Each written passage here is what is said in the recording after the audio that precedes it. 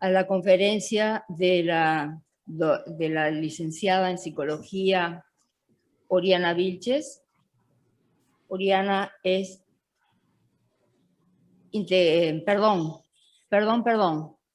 Primero tengo la conferencia de Oriana, sí, que es psicóloga, que es máster en psicología clínica, es psicoterapeuta construccionista social certificada, es docente supervisora en diversas universidades, directora del Centro de Construccionismo Social, formadora de especialistas en psicoterapia, terapeuta familiar y de parejas, es coinvestigadora del Fondesit y pertenece al Taos Institute, Consejo Consultivo Latinoamericano, y a Red de Trabajo para Diálogos Productivos y a la Sociedad de Investigación en Psicoterapia. Ocupó el cargo de secretaria general de la Federación Latinoamericana de Psicoterapia, ex vicepresidenta de la Sociedad Chilena de Psicología Clínica del Colegio de Psicólogos de Chile, en el Departamento de Especialidades de Área Clínica y Psicoterapia, y es presidenta del Comité Científico Internacional de este 13º Congreso Latinoamericano de Psicoterapia. Bienvenida, Oriana, te escuchamos estos 30 minutos. Todos tuyos. Perfecto, Ahora sí, si quieres compartir pantalla.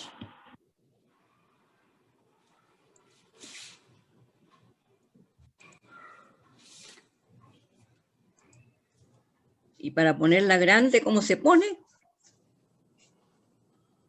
Emilia. Porque está con los cuadritos al lado. Eu não sei te explicar. Embaixo, Oriana... Abajo, Oriana, como dice Emilia, abajo a la derecha tenés una copita. Perfecto, ya la encontré. Ya la encontré. Aprieta. Perfecto. Ya la encontré. Bien, buenas tardes a todos. Precisamente yo me tengo que presentar con una excelente presentación que me hizo, me llegué a cansar con todo lo que hemos hecho, lo que les revela a ustedes que llevo 50 años trabajando en esta profesión. Y a raíz de estos 50 años, uno va cambiando, va percibiendo distinto, y cuando escucho en este congreso que hay distintos modelos, me encantó. Porque yo en este momento trabajo en construccionismo social y de inmediato se nota por el nombre que le puse yo a la conferencia. Reflexión y uso del lenguaje entre terapeuta y consultante, terapia dialógica y colaborativa. Con las diversas conferencias que he escuchado, cada terapeuta a lo largo de los años de formación va escogiendo el modelo que les hace más sentido. Pero no solo eso, sino que la formación académica va a influir. En Chile, yo me formé cuando habían 2 universidades. Me fui del país cuando habían 14 escuelas de psicología.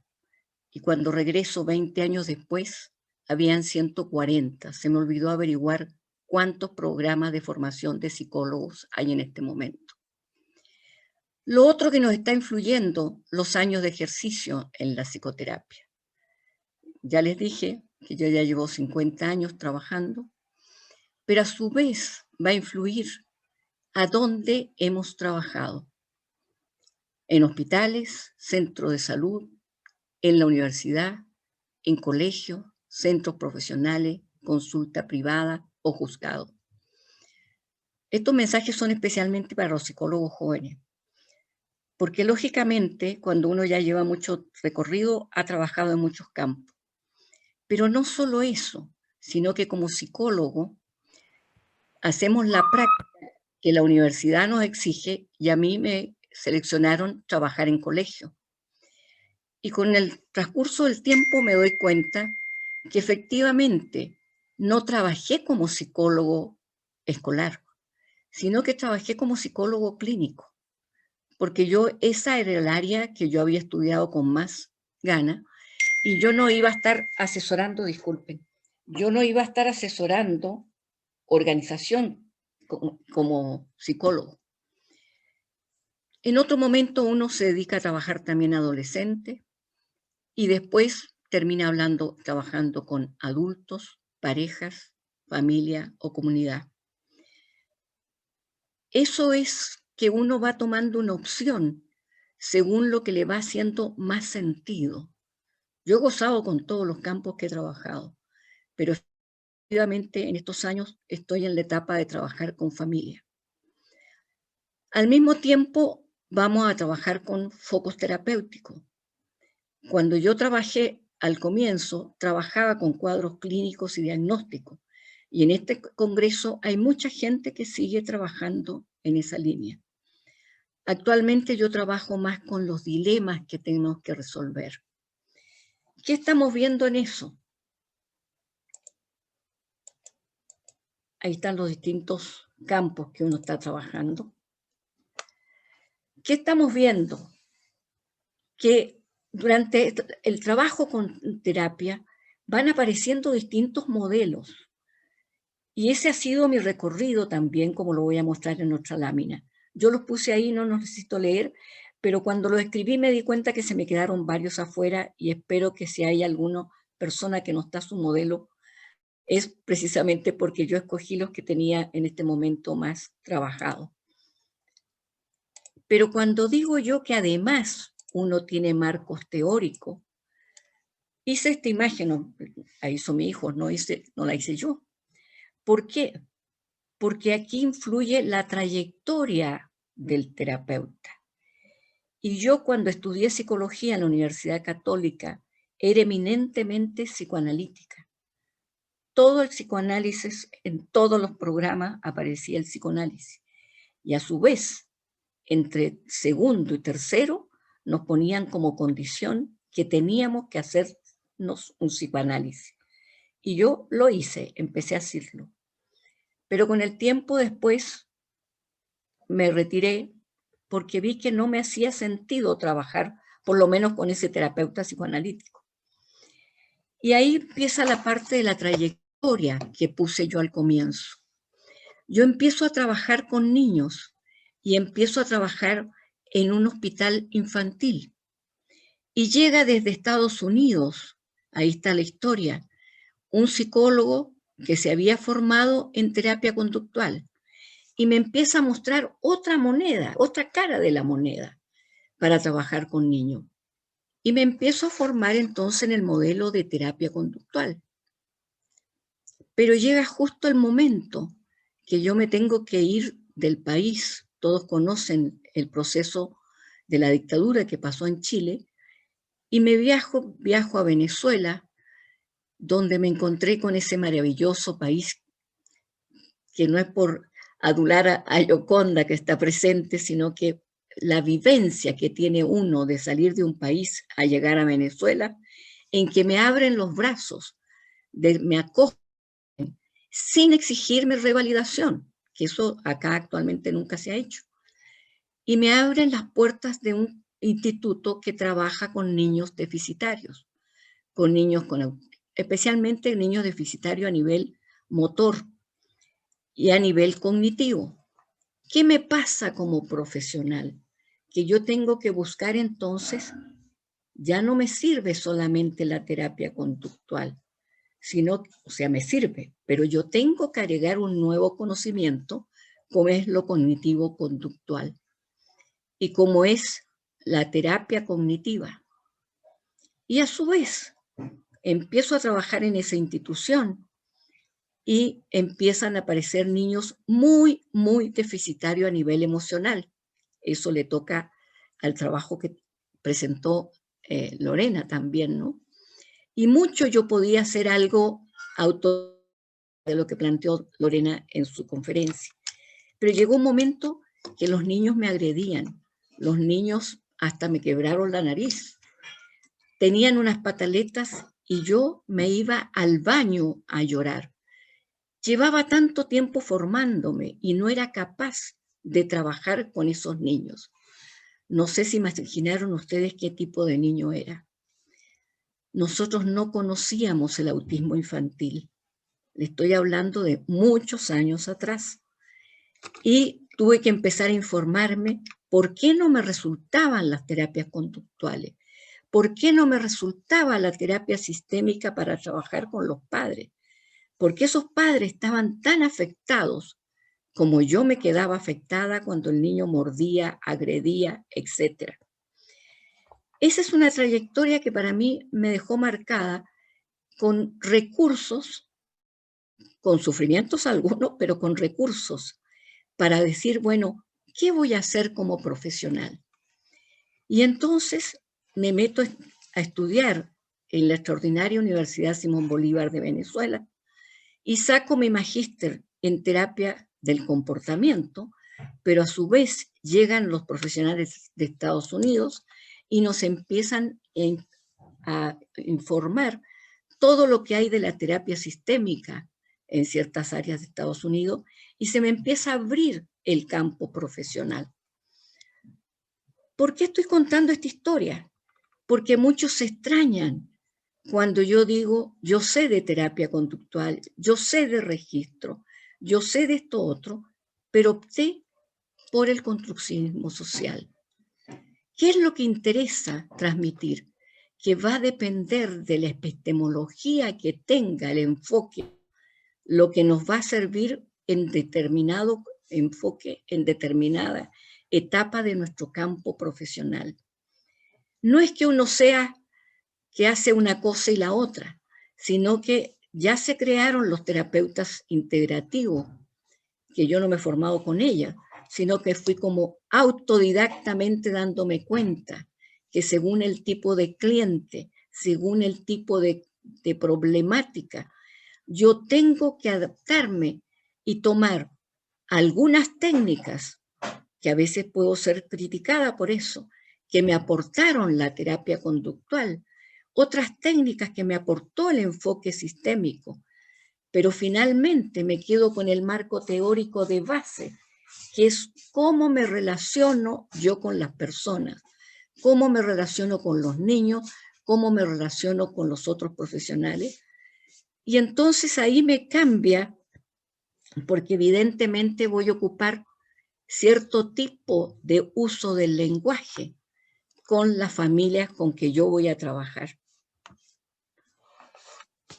Y ahí aparece regreso a Chile, que fue muy difícil la integración después de haber conocido el país venezolano, que son tan cordiales, abiertos y todo eso. Y Chile venía de producto de una dictadura.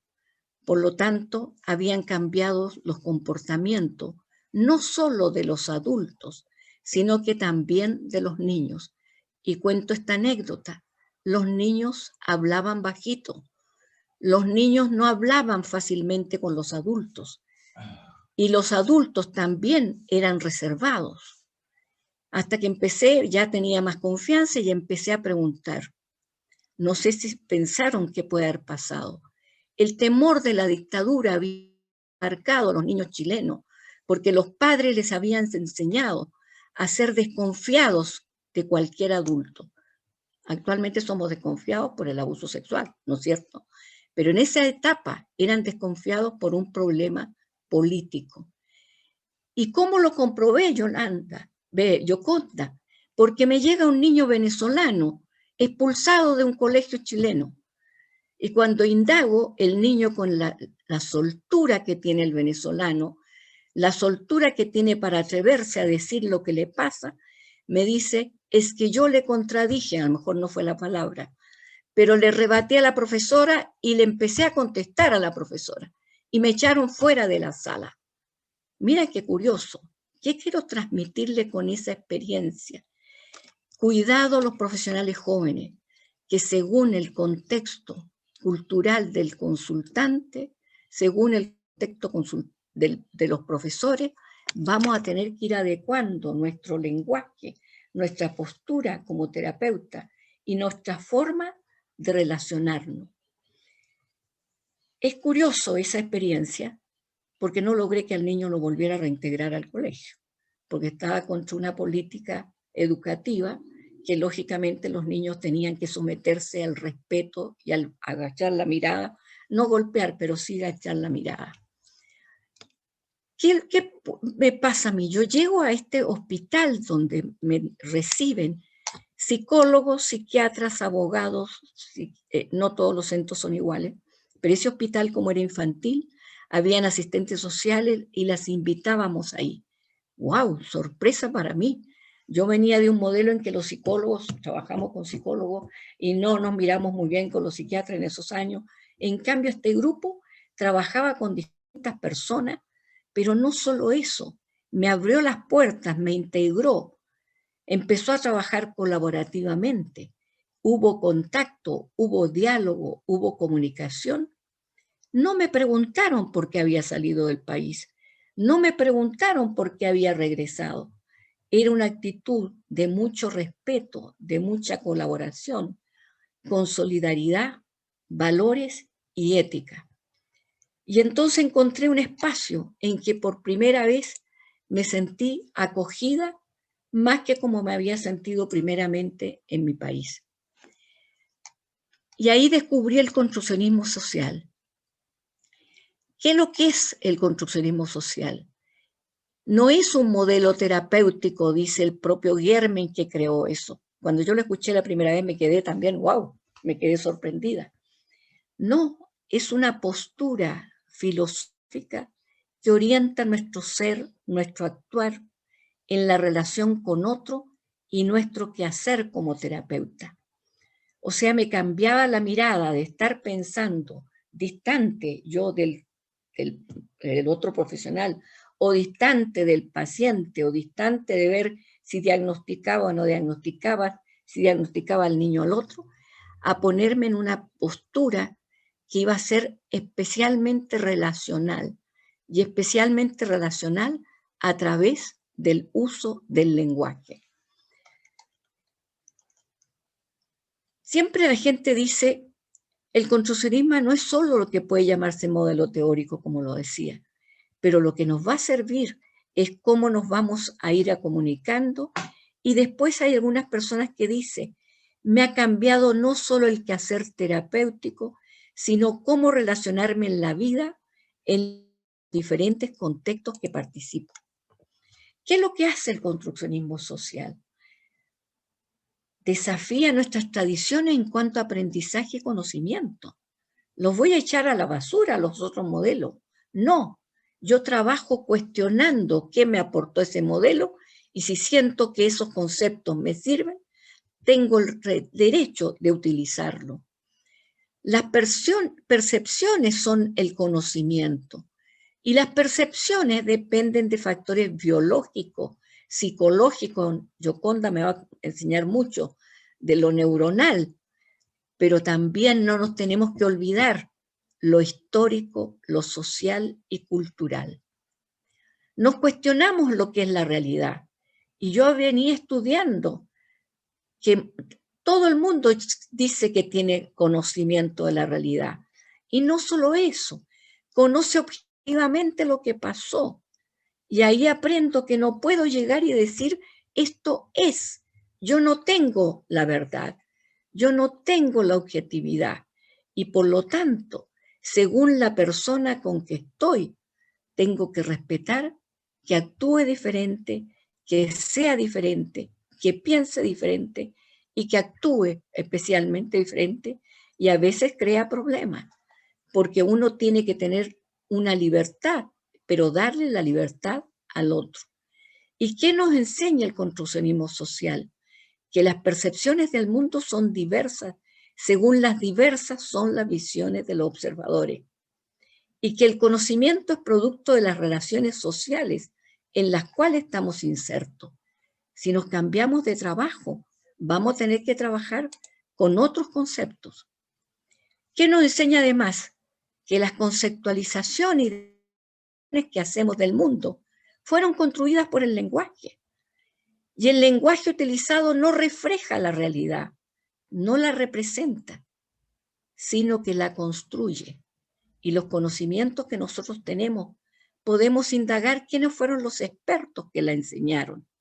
Hoy día me encantó escuchar a Alejandra decir que están cuestionando los diagnósticos, porque muchas veces nos enseñaron que había que saber la sintomatología y saber rápidamente el diagnóstico para saber cómo trabajar. Y me sorprendió lo que dijo y tendré que hablar con Alejandra.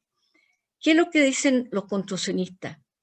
Que el lenguaje será significativo según quien lo use, con quién y en qué situación. Y que es a través del lenguaje que transmitimos nuestro conocimiento y nos entendemos con un otro. Las descripciones o construcciones del mundo, por lo tanto, sustentan ciertos patrones de acción social y excluye otros. Fíjate la fuerza de lo que dice Gergen. Cada persona, según la conceptuación teórica de la psicología, va a trabajar de una manera determinada y nosotros tenemos que respetarla. Tiene otra teoría, va a trabajar de una manera determinada. Hoy día también escuché a otra colega que trabaja con la parte emocional, parecida a Lorena, pero también trabaja con la parte racional y la integración de ambos factores. ¿Qué es lo que insiste el construccionismo?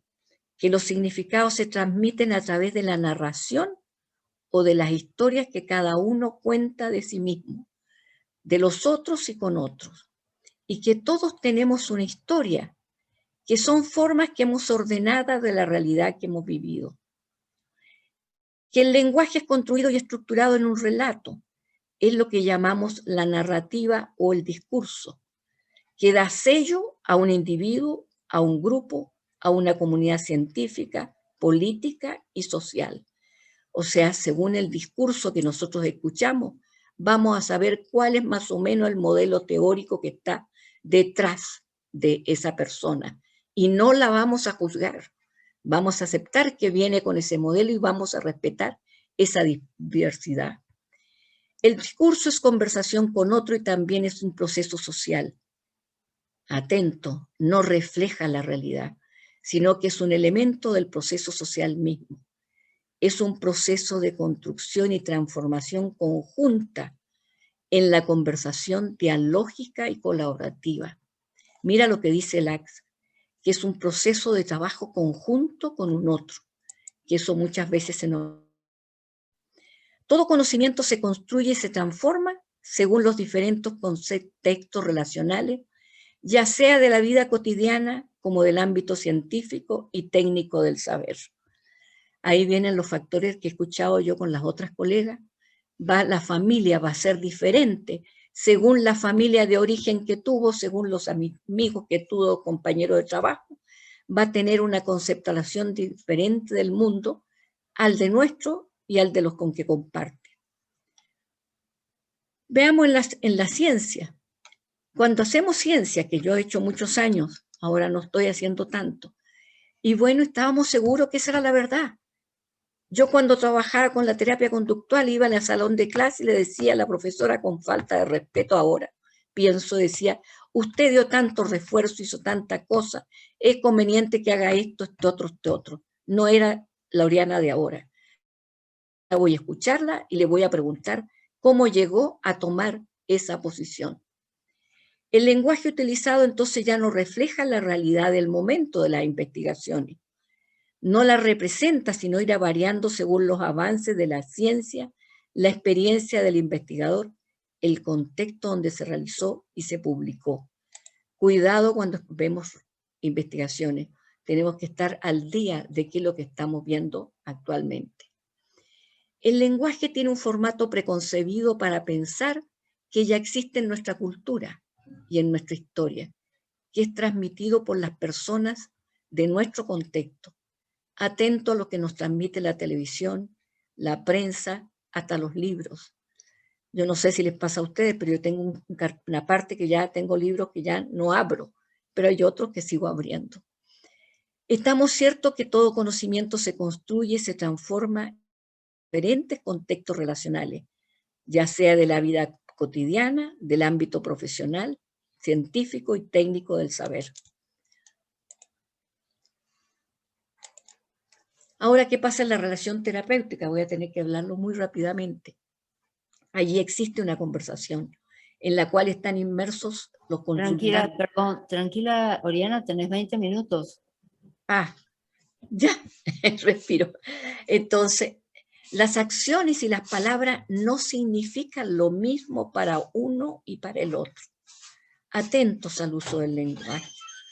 Detengamos nuestros pensamientos construidos previamente, focalizando en escuchar al otro. No podemos acceder al mundo interior del otro. Hay teorías que todavía creen que llegamos al mundo del otro. Mientras no lo escuchamos, no preguntamos y les decimos que trabajamos sin saber, en otro momento que pueda dar alguna conferencia les voy a decir eso, nosotros nos definimos como terapeutas que no sabemos lo que le pasa al paciente. Y a veces puede desconcertarlos, pero cuando empiezan a trabajar con nosotros, eso es por el respeto a la historia que trae el paciente, a lo que él quiere contar y cómo ha creado ese concepto de sí mismo. No voy a ser yo. El otro día hablando con una persona fuera de la terapia decía, es que a la niñita lo que le pasó, lo más probable es que la mamá hizo A, B, C, D. Paremos ese pensamiento cuando nos acercamos a un cliente, porque a lo mejor es esa su realidad, pero a lo mejor es otra. Y por algo él actúa de esa manera y eso es lo que tenemos que indagar, aparte de lo que voy a tener que estudiar, todo lo que pasó a nivel neuronal del cerebro y todo eso, pero además escuchemos cómo optó por ese comportamiento, porque si optó por eso fue porque le fue útil en ese momento. Y si ahora está con un dilema, es porque tiene que haber alguna modificación en su observación, en su percepción del otro, para que se adecue a ese momento. No demos opiniones ni instrucciones porque creemos que ya sabemos lo que el consultante piensa, siente y lo que le pasa. Cuidado con esa palabra. Yo ya sé lo que le pasa. A usted lo que le pasó, tuvo problemas con su mamá, etc. Se fijan, es la actitud reflexiva, porque debemos estar siempre disponibles a lo que necesita el cliente y cómo nos conviene que nosotros nos planteemos objetivos terapéuticos antes de escuchar. Construyamos diálogos acerca de su experiencia. Destaquemos los recursos que los consultantes utilizaron para resolver determinado dilema y que no les sirvió. Entonces busquemos una nueva alternativa. Mientras narran su experiencia, solo escuchemos, dialoguemos, reflexionemos en conjunto y les va a llamar la atención a algunos. Especialmente aprendamos a preguntar con una actitud de curiosidad, de respeto y de humildad, de compasión por ellos y atrevernos a decirle, yo no entendí. ¿Podríamos seguir trabajando sobre eso? ¿Qué me quiso decir? Lo más grave es cuando yo lo he escuchado y tengo videos de eso, cuando el terapeuta le dice, es que lo que pasa es que usted no me entiende. Tiene todo el derecho a no entendernos porque lo más probable es que venimos de distinta cultura, educación, etc. Somos nosotros los que tenemos que estar dispuestos a comprender. Somos nosotros los que tenemos que estar dispuestos a reconocer que no sabemos de su experiencia. Hemos estudiado 20, 30 años, 50 años, pero no sabemos cuál es la experiencia vivida. Evitar resaltar las falencias y las dificultades, porque eso nos evita poder evocar alternativas de solución. Demos espacio al silencio para co-construir. Silencio personal y silencio al cliente. Es que se queda callado y no dice nada. Algo pasa en esa relación que hay que darle tiempo para que se pueda expresar. No caer en el riesgo de dar opiniones, instrucciones, creyendo y tratando de hacerle creer, ya lo había dicho eso recién, que ya sabemos lo que piensa. En ese intercambio dialógico, porque es diálogo, preguntas y respuestas. Yo pregunto, él responde, si no responde, le planteo que tiene todo el derecho a preguntarme. Es una relación simétrica, no es una relación yo aquí arriba y el otro abajo. Ojalá que estemos al mismo nivel, que podamos conversar al mismo nivel y que él lo sepa, que eso es lo único que puede generar transformación en la persona. Cuando hay una interacción de igual a igual, que él sienta el derecho a decir, no estoy de acuerdo con lo que me está diciendo. Y lo que me dice como que me dolió. Lo puede decir y no me siento rechazada si es que me pasa. Tengo que decirle, quiere decir que en este momento no utilicé las palabras adecuadas. Y aprovecho de decir eso. Tratemos de usar las mismas palabras de los clientes.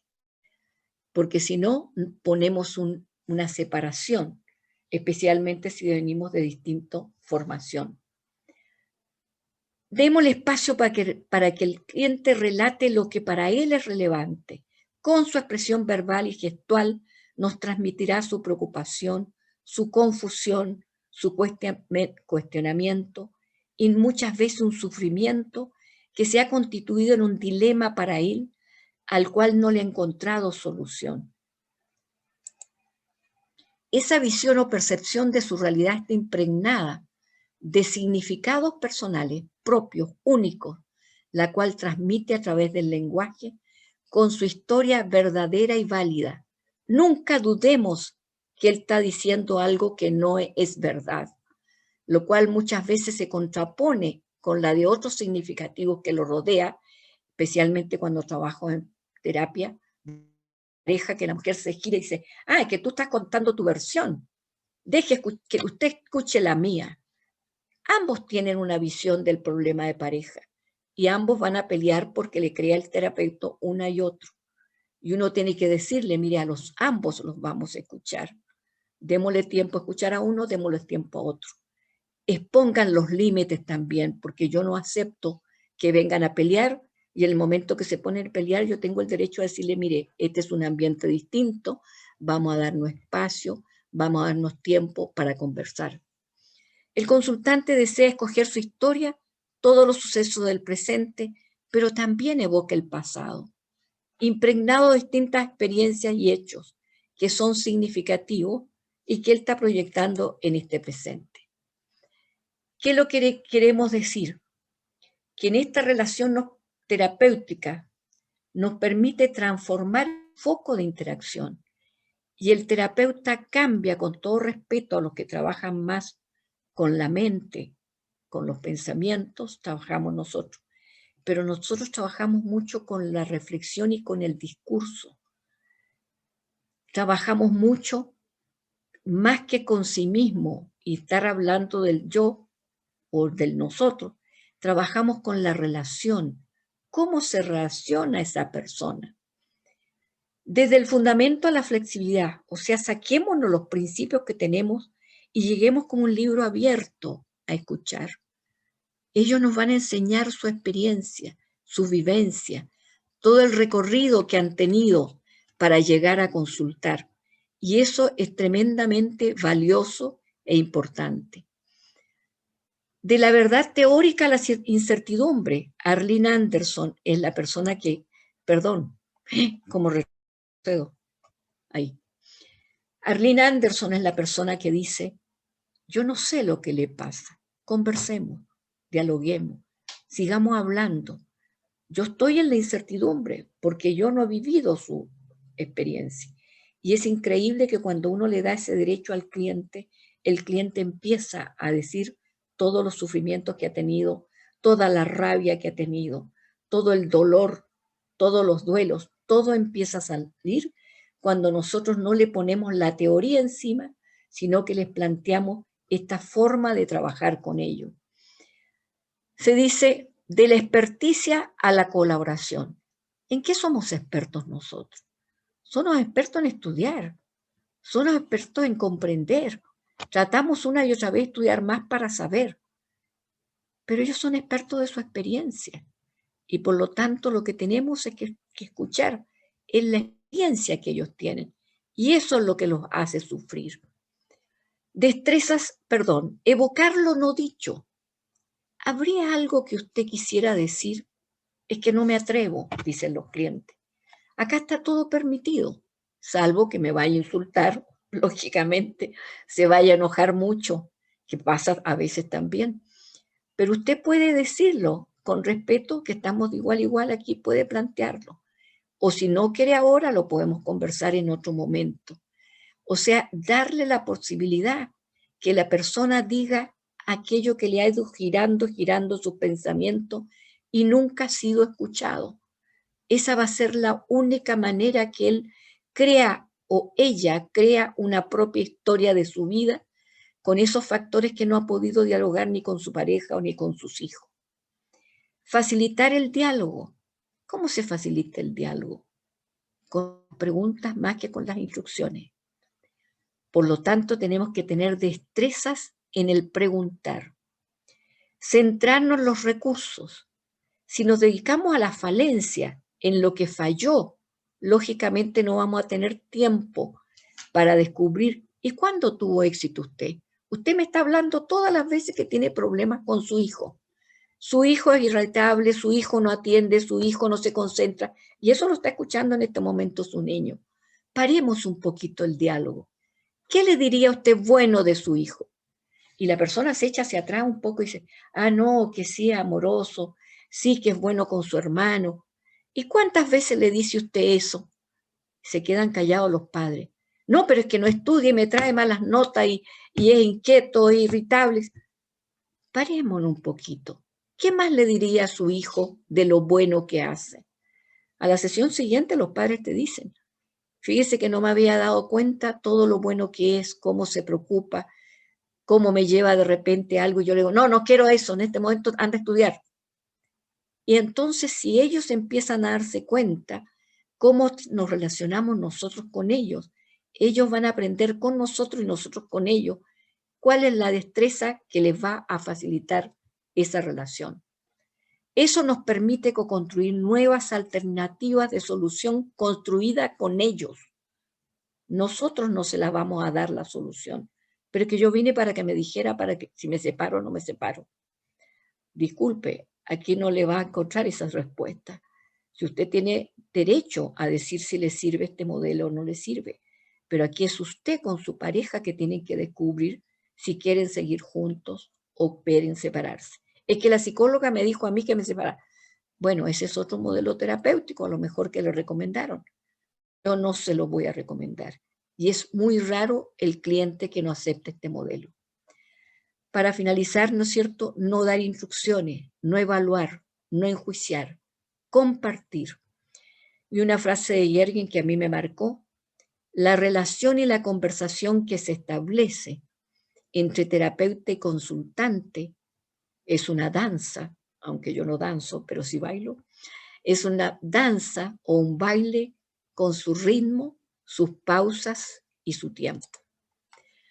Aquí una foto, yendo yo con mi nieta a ver la puesta del sol, pero me fue muy significativo y por eso la escogí una vez.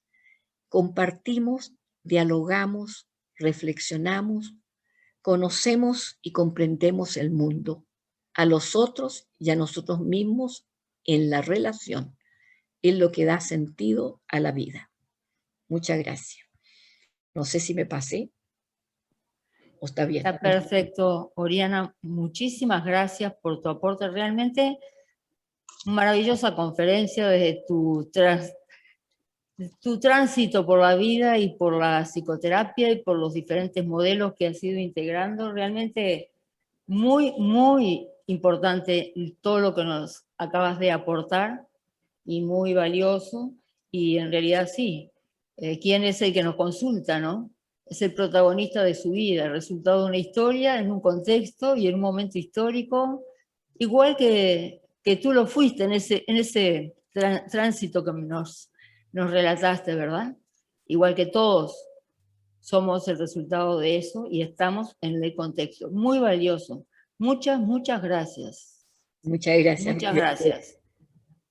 Y vamos a hacer las preguntas después de las dos conferencias, ¿ok? Muchas gracias. Acá tenemos felicitaciones de Emilia para Oriana. Gracias. ¿Cómo salgo de esta para darle el paso a...? Abajo, tú puedes salir abajo a la derecha. ¿Saco el share screening? Ya te sacan. Ya salí. ¿Salí? Listo. Muy bien. Bueno, vamos entonces a dar paso a la conferencia de la colega Emilia Afrangi. Bienvenida, Emilia. Un gusto estar aquí compartiendo este espacio. Bueno, Emilia va a dictar su conferencia sobre psicoterapia y prematuridad. Emilia es presidente de la Federación Latinoamericana de Psicoterapia. Es presidente y fundadora de la Asociación Brasileña de Psicoterapia, ha sido también su vicepresidente. Es vicepresidente, es presidente del Congreso, perdón, muy largo ese currículum, del Congreso Latinoamericano de Psicoterapia, del que tuvimos en el 2015, ¿verdad?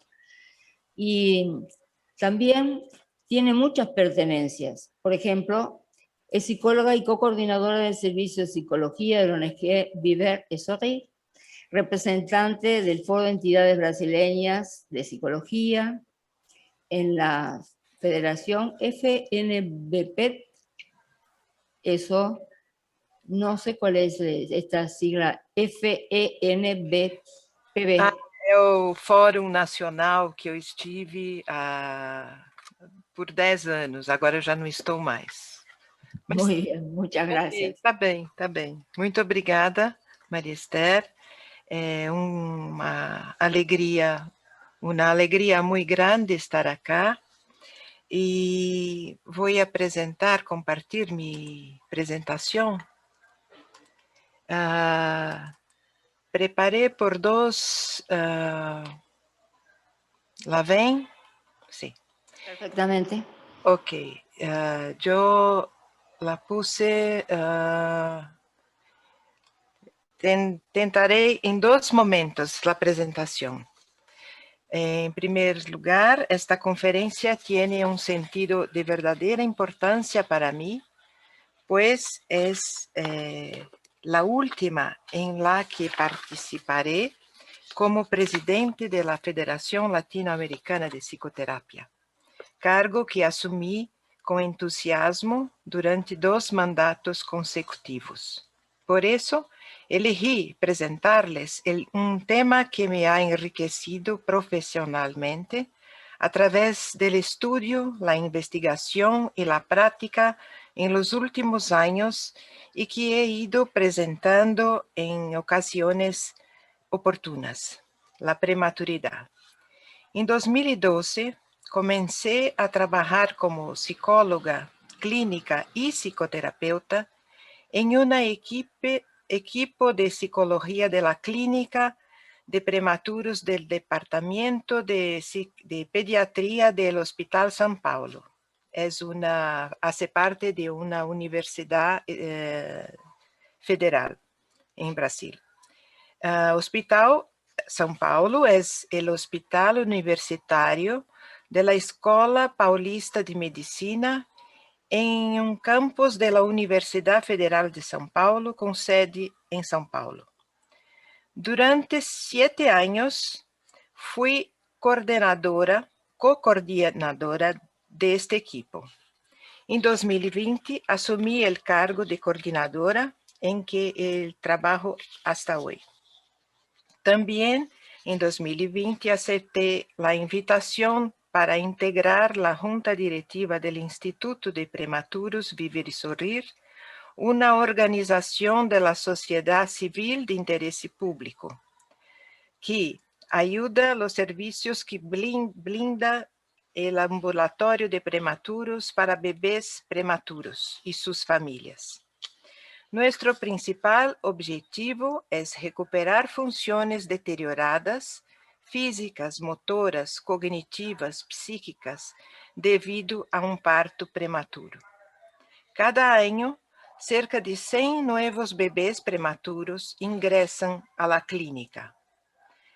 Desde el momento del alta hospitalaria hasta el final de adolescencia, ellos permanecen en seguimiento, atención y seguimiento multiprofesional con el fin de promover el desarrollo global. Se ofrece acogida, apoyo y orientación a las familias, muchas de ellas con dificultades estructurales y económicas. Necesitamos hablar de prematurez. Disculpa si prematurez o prematuridad, no sé cuál la mejor palabra, pero ok. Perfectamente se entiende. Ok. ¿Por qué hablar de prematuridad en un evento que tiene como tema principal el futuro de la psicoterapia en un mundo cambiante, sus desafíos y desarrollos? En primer lugar, porque la prematuridad es una demanda de salud pública global y creciente. La prematuridad es la principal causa de mortalidad neonatal de niños hasta los 28 días y mortalidad infantil de niños hasta los 5 años en todo el mundo. Más de 1 millón de niños mueren cada año por complicaciones durante el parto de un embarazo prematuro. En segundo lugar, y igualmente importante, debemos hablar de prematuridad porque el nacimiento biológico no determina el nacimiento psicológico, no coinciden cronológicamente. Y la evolución del recién nacido prematuro difiere de la evolución que presenta la población a término. De la forma en que se viven las experiencias en los primeros años de vida, los tipos de vínculos que se establecen entre la madre y el bebé tienen efectos duraderos en la conducta futura de los niños y adolescentes. El desarrollo psíquico humano depende del establecimiento de una profunda relación madre-bebé, en la que el recién nacido, en un primer momento, pueda echar raíces, fortalecerse y ganar autonomía progresivamente. Sin embargo, ocurren marcadas intercorrencias en la relación madre-bebé prematuro en la área emocional, con protagonismo en las relaciones primordiales que encontraron la psique humana y en consecuencia el desarrollo biopsicosocial de estos niños de gran importancia para la estructuración de su personalidad. Frente a sus bebés nacidos prematuramente, las madres suelen experimentar sentimientos de culpa, fracaso e incompetencia, lo que generalmente aumenta los niveles maternos de ansiedad, tristeza y melancolía, dificultando el proceso de vinculación. En tercer lugar, es necesario hablar de prematuridad porque en este mundo cambiante es necesario, se han lanzado nuevos desafíos para todos los profesionales, entre ellos psicólogos, psicoterapeutas, cuyo desempeño depende de la interacción face to face, cara a cara. La experiencia adquirida en la clínica de prematuros ha reafirmado sobre todo la importancia y relevancia de este tipo de interacción, actualmente obstaculizada por las restricciones de contacto social establecidos debido a pandemia COVID-19.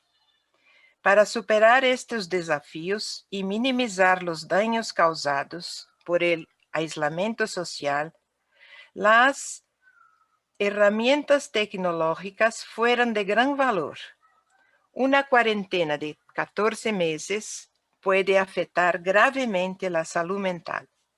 Sin la posibilidad de asistencia a distancia, varias condiciones clínicas que se están monitoreando en la clínica de prematuros podrían haber empeorado y no se podrían recibir y dar seguimiento a nuevos casos.